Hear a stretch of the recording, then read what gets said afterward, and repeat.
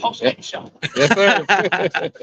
All right, folks, it's been nearly 3 weeks, a little over 3 weeks since Michigan captivated the season with a national championship in Houston. Lots changed since then, Sam. Jim Harbaugh went to the Los Angeles Chargers earlier this week, and then Michigan announced its 21st head coach in Michigan football history with Sherrone Moore, the hiring today. Really, we all were expecting it, and a lot of things went into this decision. That's where we go to you. I know you've been the man on the scene behind the curtain. Sort of tell us what your thoughts are on the hire and what went into this decision. I thought they got it right. I think that when you have a culture as successful as the one that Jim Harbaugh has built, you do whatever you can to preserve it. Of course, they tried to retain him, but if you can't do that, the next best thing, as you heard me say before, is to hire his number one assistant if you think he's ready. And I think Sherrone, in a number of ways, has demonstrated his readiness. I thought, Ward made a great point in the breakout session where he said, you look at the coordinators now who have gone on to be successful head coaches, Kirby Smart, talks about Dan Lanning, talks about Lincoln Riley. So, those guys didn't have head coaching games where you saw them in the fire to really demonstrate that they have, the moxie. A lot of these coaches know X's and O's. I don't pretend to be this expert on coaching. I've never coached a game, but I've been around a lot of coaches. I've seen the ingredients in the ones who are successful and the faults in the ones that are not. And there are a ton of guys who know X's and O's, but who can't manage the fire, who can't manage the magnitude of the moment, who can't deal with the adversity. All those X's and O's, which X do you go to when the heat is on? And I think Sherrone showed in a very visible way. You kept hearing Ward talk about 32 straight run. That wasn't as easy a decision as some might think, because I've seen coordinators get caught up in their stuff, their scheme and how it's supposed to look, and that was not the game plan. That was far from the game plan. But they couldn't block those guys, and he made a decision on the fly to find some things that they could exploit. And when they found those things, they stuck with it. That's not normal. It's just not for a coach his age. It takes coaches a lot of time to get that kind of maturity necessary to do what the guys can do and do what the game dictates for you to win it. And so that was a very meaningful moment. And you look at him against Ohio State. You saw, a guy like Ryan Day, who's now he was a coordinator who turned into a head coach. But even in that moment, he got stage fright. When it came time to make crucial decisions, it was Sherrone demonstrating the aggression on fourth down, making the calls necessary to propel his team to victory. So there are a lot of things. I know we're going to get into some of the other ingredients, his journey up the chain. But if you want to look at the here and now, what put him over the top, I think it was that in-season audition that put him over the top and made this be an easier decision than it otherwise would have been for Ward Manuel. Yeah, without that audition, we don't know if Sherrone Moore would be the coach right now, but he definitely is. And he's, the thing is, he's the coach. He's got a lot of decisions. It's already hitting the ground running. He's got a lot of decisions to make here, Sam. Obviously, one thing he talked about was keeping the guys here at Michigan and keeping his staff in place. What are you hearing? What are your thoughts there? Obviously, you got some guys we already know. We expect Jesse Mintz here. We expect Jay Harbaugh to go with Jim Harbaugh to the Los Angeles Chargers. That's no secret. But what are you sort of hearing? What are your thoughts on what he's got, sort of the next steps here for Sherrone to retain his staff and some higher spots? So in their words that he started talking, he kind of let Sherrone know about 10 days ago, like, look, if Jim decides that he wants to go, you're my first look. So when you get that call, if you're Sherrone Moore, you start assembling your options, not your staff, but your options. Talking to guys here on staff, talking to guys around the country, just like Jim was doing. Talking to guys, but that's what coaches do. So I know there are irons that have been put in the fire. Looking here today, I think there were some encouraging signs. So Ben Herbert was here. Yes, that was very encouraging. I think there's confidence inside that they'll be able to keep Ben around. I think that when you consider the impact that a college strength coach can have versus that which a pro strength coach can have, I think that talking to people inside kind of feels like, or knows that the impact is greater. I think that from a money standpoint is not a small thing. He is the highest paid strength coach in the country at $1 million. I was talking to an agent last night, as a matter of fact, who told me the highest paid NFL strength coach is $755,000. And if you adjust for cost of living in LA, it costs 30%. I was looking this up last night, it costs 30% more. You know, if you're going to live in LA versus Ann Arbor, so you got to pay him what, 1.3? Yeah. To make it comparable. So you're going to almost double the amount you have to pay him for it to be comparable. That's not to say that Jim Harbaugh won't do it. Like maybe he's swinging that bigger stick in Los Angeles now. But then you also have the family considerations. You know, you got kids who, you know, have friends and they're in school, they're on teams, and their opportunity to see that. I think all those factors play to Michigan's advantage in their battle to keep him, and they will battle to keep him. And I actually think that they lead there. So he was here. You had Kirk Campbell was here. Ron Bellamy was here. I think you got to feel pretty strongly about them. Grant Newsom was here. Now, you know, Grant's interesting because Jim, all the talk was Jim was going to take to Minnesota. That was before Grant coached the game. So now he's coached the game. He talked to everyone on the inside. They're like, man, this dude's genius. So wait, I know Sherrone very well. And I know that when he looks at Grant, he sees himself. He was the tight end coach. He was the lineman who was the tight end coach who moved to O-line coach, right? And I think the same trajectory is in place for Grant. I think they're close. I think they vibe. You know, I think it's a matter of where is Grant in his journey, and what kind of opportunity is Jim going to offer him? But you know, his wife's here. I think there's reason to be optimistic about Michigan being able to keep Grant. I mentioned Kirk Campbell and Ron Bellamy. Mike Elston was here. I think that was significant because I know Jesse Benner. They love the coaching job that Mike Elston did. He was tremendous, but is he ready to make another move? Would be the question. And, you know, I wouldn't be surprised. You know, I wouldn't be surprised if there's some sort of elevation for him. There's raises are a given, but I wouldn't be surprised if there's some sort of elevation, if not sole coordinator or co-coordinator, run game coordinator, some kind of coordinator tag. If you don't make him the main one, because he's that good.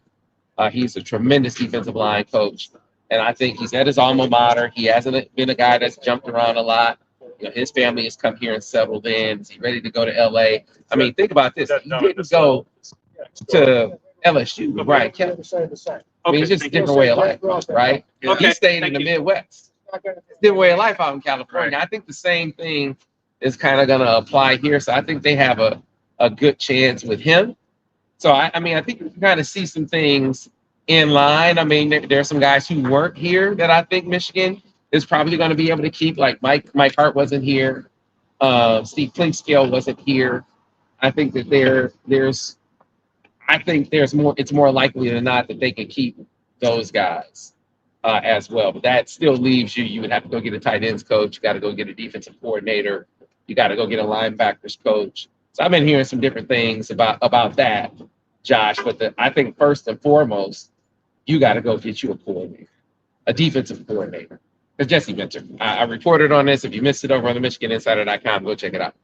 You got to go get a defensive coordinator because you want your defensive coordinator to be involved in whatever defensive moves you make. That's going to be a big deal.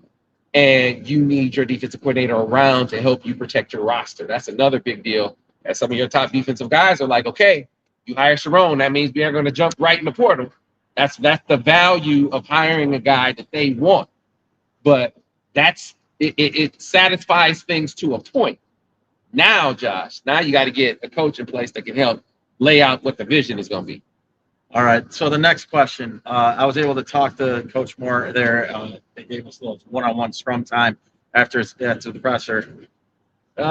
Player retention. I asked him if is there any concerns about retaining the roster, and what is sort of the process there as far as talking to the guys one-on-one individually. And he did address that yes, we plan on retaining most of this roster, and he has already started that process of talking to guys one-on-one. What are you hearing, and what are your thoughts there on that? Obviously, Michigan has some big names, a lot of guys that are already on your preseason All-American list, guys that are looking already like first-round draft picks if they were to come out next year. So we already got some, and especially on that defensive side of football. Yeah, so you got to know what the environment in college football is like right now. Everything that you think is going on, and then some. And then some. I mean, it's bananas. Because schools are reaching out to players. That's happening, which you might expect. You have agents that are shopping players. That's another thing. You have coaches who aren't even with teams. Like, hey, I'm about to go get hired at so-and-so. So, hey, maybe you want to come and get. All of that is going on. So it's against that backdrop that you got to try to keep these guys right. And this is one of the reasons why it was important to prioritize the culture. The culture keeps the guys from making hasty decisions, from just going in the portal right now. If you had come in with like a ridiculous, Brian Kelly was never considered. All right. But if you'd had 20 guys in the portal right now, including several of the top guys, this buys you some time. Right. So there are a couple of things that have to get in place. NIL, as they do the one more year fund kind of thing. A lot of that has already been settled, but some of that is ongoing too. And then getting the coaches, as much of the coaching staff together. And this is why I think the offensive side of the ball is more secure than the defensive side of the ball, because there's more uncertainty there. The only certainty that Sherrone could really offer them right now is the scheme is going to stay the same. Jesse's going to go. He didn't say this, but we know, if you follow my reporting, we know Jesse's going. Jesse's going to go, but the scheme is going to stay. How can you assure that, coach? Because even if I don't hire a guy on staff, so I think Mike will be considered. I think Klink could be considered. I think Mike and Klink together will be considered. But I also think he's going to look outside the program in the Ravens tree. So the Ravens tree is the same thing as the Giants tree with Wink Martindale. You got a whole line of guys there as well. And then I don't think he's going to be bound by just the Ravens tree or the Giants or the Wink Martindale tree. I think he's also going to look at seasoned play callers. Seasoned play callers who can function as like, okay, I'm like a head coach on that side of the ball because he's first-time head coach. I think there's value for him in having a guy Makes sense. who's been through those paces. But what if that guy doesn't know the scheme? Well, that's why it's a veteran guy. That's why it's a veteran play caller who can be brought up to speed on the scheme enough to be able to call it.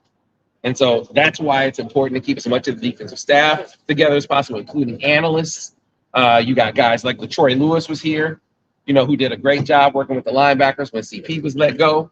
And behind the scenes, Doug Mallory is see, you don't hear a lot about the analysts, nor you wouldn't, because the players don't interact with the analysts. But you talk to the coaches and you see how the coverage variations from week to week. You and I were doing the post game for Washington, and I was talking to you about 30 coverage variations in that game. Doug Mallory had a huge hand in that. Huge hand in that. They all call him a genius. So keeping guys like that around. So if you bring in a defensive coordinator, like for instance, a Clint Hurt, like Clint Hurt is in the mix. Clint Hurt, former defensive coordinator from the Seattle Seahawks, who was there when Pete Carroll gets let go. He's out there.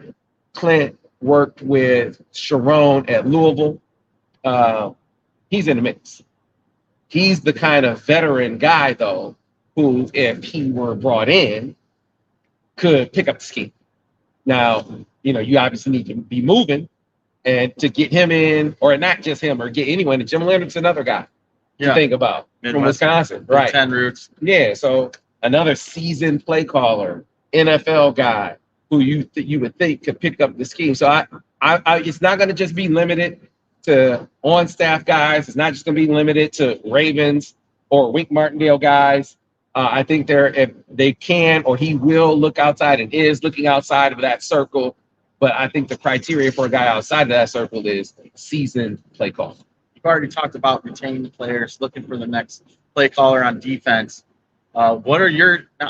Let's just admit they haven't been able to enjoy the fruits of their spoils with Jim Harbaugh holding the team in limbo while he's contemplating his decision to go pro or not. Jim Harbaugh is now a pro coach. Michigan has sort of been behind the 8 ball when it comes to recruiting. Now they got their head coach in place. What are you hearing there? What are you sort of the next steps you think maybe you haven't heard, but you think that they need to do now to sort of get back into it and capitalize on this national championship run that they just had? So they just said, I guess, just mentioned it was actually announced. So we talked about it this morning, but yeah, so he's done. What do they need to do what now? Sort of get the ball rolling again as they sort of been waiting for Jim to make their decision. Yeah. Now they got Sherrone in place. Now to get the ground running in the recruiting game, because it's really been sort of on a standstill while recruits wait for Jim to make his decision. Yeah, it's a really tough call.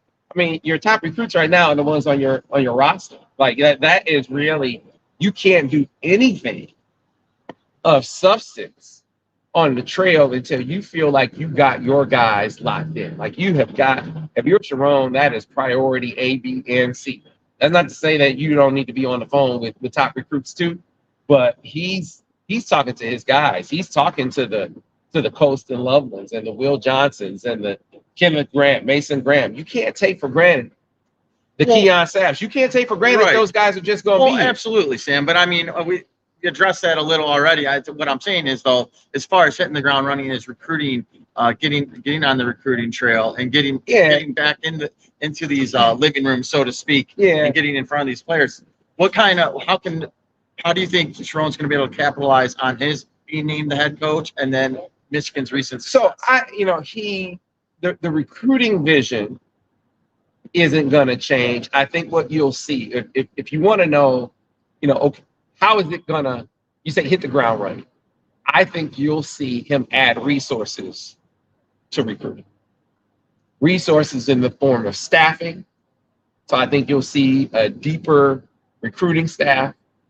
I think you'll see him add more recruiters. That's not to say that they didn't have good recruiters before, but I think you'll see as they add coaches, I think you'll see recruiting prowess be a part of the dynamic because they got gaps to bridge. They aren't gonna do wow. They aren't gonna hit the portal like Ohio State. They'll hit the portal. They ain't gonna hit it like Ohio State. I mean, even Lane Kiffin was like, "Damn, Ohio State! Look at how they." I don't think anybody's hit the portal like Ohio State. Right. So, but Ohio State's been getting guys. It's not like they just got better guys than they've been getting, and they've been getting beat. They've been getting waxed. They've been getting that ass tapped. Hey, portal don't make you tough. Right. That's just all I gotta say. That's all I gotta say. Right. So I think he understands that.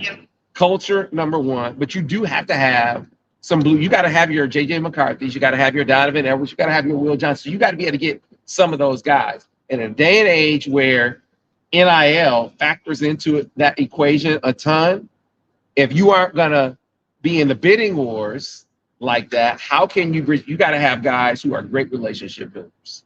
The kind of relationship builders that allow, for instance, for what happened here in the last couple of days. Oh, we love Sherrone. We aren't going to just jump in the portal. Okay, now let's see what the NIL stuff looks like. That's the kind of coaches that you need to help weather this storm that we're in right now and keep Michigan at this level. So that's why I mentioned that. That's one of the things about Clint Hurt that stands out. He was an excellent recruiter. He's not the only one. I just mentioned that name because I know he and Jim Leonard, those are two guys that are definitely in the mix. But yeah, expand the recruiting staff to get back to your question, right? And intensify and improve the relationship building prowess across the board. And then I think you're going to see an aggression in recruiting that goes to another level. Like, just all the top I'm sure guys. our followers love that news. Yeah, all the top guys. I think, visit weekends, making a spectacle of it, all the pomp and circumstance for recruiting. Sherrone is about that recruiting life for sure. Any last thoughts? Any last thoughts on this hire before we wrap things up? Yeah, I think that, it's not the sexy hire that has ESPN flying in, right? On short notice, but it's the right one. You consider every challenge, and I've talked about this before, every challenge that's been put before Sherrone, he stepped up to the fore. You know, whether it was going from Central Michigan to Michigan, going from tight ends coach to O-line coach to OC. And then, like I said, at the end of the year, early in the year, they alternated coaches. At the end of the year, they went with one. There was a reason for that. And look at how he weathered that storm. You know, it takes some maturity as a coach to handle the adversity that he did that was continuous. It was nonstop. It was, as I think this may be the first time that they said it publicly, they thought Jim was going to coach the Penn State game. Right. They thought he was going to coach. And he said 90 minutes before you telling this man, they practiced all week like Jim was going to coach that game. I mean, you might call that short-sighted, but they were that short. And 90 minutes before the game, you tell him, Sherrone, it's going to be you. And he went out there and handled it and made in-game adjustments early on. Compare that to like a Nick Saban. They had to wait till halftime to make adjustments when they couldn't block Michigan, right? And then you get in the Maryland game, which I've talked about ad nauseum, and my man, your quarterback can't drive off his leg. What do you do? How do you handle that? Now you get into the Ohio State game, and this is for all the marbles. You're coaching for a chance to go to play, because you lose this game, Ohio State's ranked high, you lose it, you're out. And he made aggressive calls. He wasn't passive. He wasn't conservative. Made the right calls at the right moments to help coach Michigan to victory, man. So, you have the ingredients of a guy who, even though he's young, has the chops to be up to this task. Now, hiring is going to be extremely important. I think he's cognizant of what he doesn't know. And you hate to see a coach who thinks he has all the answers, and that's not wrong. He's not like that. And so that's why I also think when he looks at the defense coordinator, yes, he's going to look within. He's going to prioritize the scheme. The internal guy's going to have a big shot. But, man, having someone who's done it before, I think there's a very strong chance that you see someone like that on that side of the ball to kind of help him as he cuts his teeth as not necessarily a first-time head coach, because he got 4 games under his belt, but really his first time. He'll be the first-time head coach without the interim tag or the replacement tag next to his name. Well, absolutely. Sam, Michigan definitely got its man today, 21st head coach in Michigan football history, Sherrone Moore. Well, the era starts today. For Sam Webb, I'm Josh Newkirk for the Michigan Insider.